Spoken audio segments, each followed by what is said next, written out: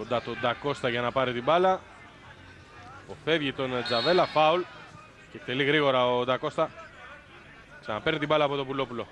Κινητικότατος ο Ντακώστα. Το δεύτερο ημίχρονο έχουμε ένα σουτ του Ντακώστα που μπλόκαρε ο Σερεμέτ. Στο 50 το σουτ του Καρ με την ατομική προσπάθεια του δεξιού μπακ του Ιωνικού που έφυγε out. Ένα σουτ του Ντακώστα τώρα.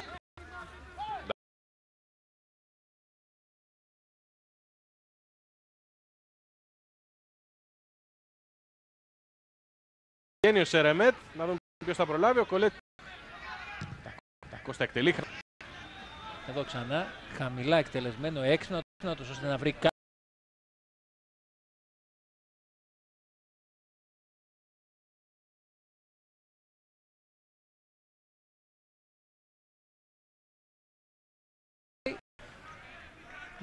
Εδώ είναι το γκολ και πάλι η παλιά του Ντακώστα. Με τον Μπαστιανίνη, ωραίο κατέβασμα, καλό πλασέ. Εδώ τον έχει αφήσει ο Μπαστιανίνη επιστρέφει στον αγωνιστικό χώρο, αλλά και αυτός Κουτσένη.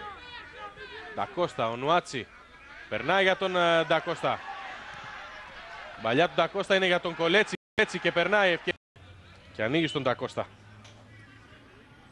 Τους κάνει ωραίες προσποιήσεις και αποφεύγει δύο παίκτες. Και πάλι με ατομική προσπάθεια φτάνει στην περιοχή της Κέρκυρας. Είναι τουλάχιστον 4-5 φάσεις, 4-5 προσπάθειες. Εδώ είναι. Με το Φαμπίνιο, ο οποίος δεν είχε ακόμη στην μπάλα. Πέρασε τρεις παίκτες.